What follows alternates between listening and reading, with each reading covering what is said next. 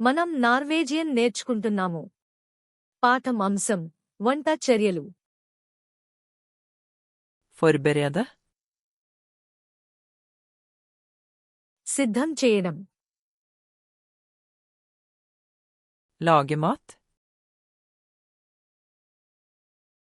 వండడం.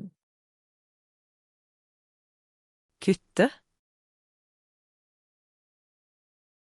కత్తిరించడం. Hakke. తరగడం. Skjære i skiver. ముక్కలుగా కోయడం. Skrelle. తొక్క తీయడం. Vaske. కడగడం. Skille. తుడిగి కడగడం. Tørke. ఆరబెట్టడం. Koke. మరిగించడం. Steke. వేయించడం. Bake. బేక్ చేయడం. Grille. గ్రిల్ చేయడం. Dampe. ఆవిరిలో వండడం. Røre. కలపడం. Blande. మిక్స్ చేయడం. Helle. పోయడం. Legge til.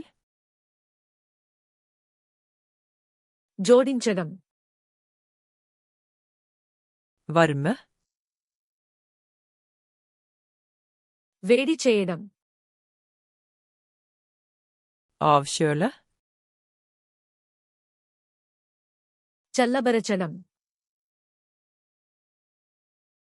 Servere. వడ్డించడం.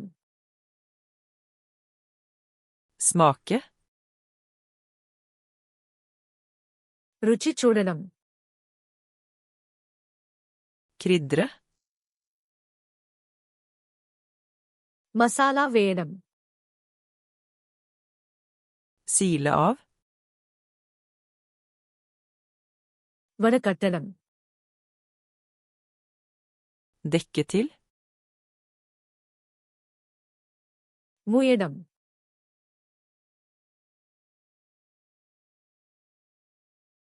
Tørke.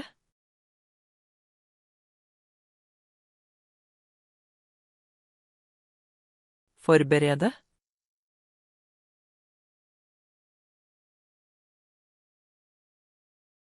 Steke. మీరు ఈ పదాలను ఎప్పటికీ గుర్తుంచుకోవాలనుకుంటున్నారా? ఫ్లాష్ కార్డ్స్ లునాన్ని సందర్శించి ఈ కార్డ్ సెట్ మరియు వేలాది ఇతర సెట్లను ఉచితంగా ప్రాక్టీస్ చేయండి. లింక్ వివరణలో ఉంది.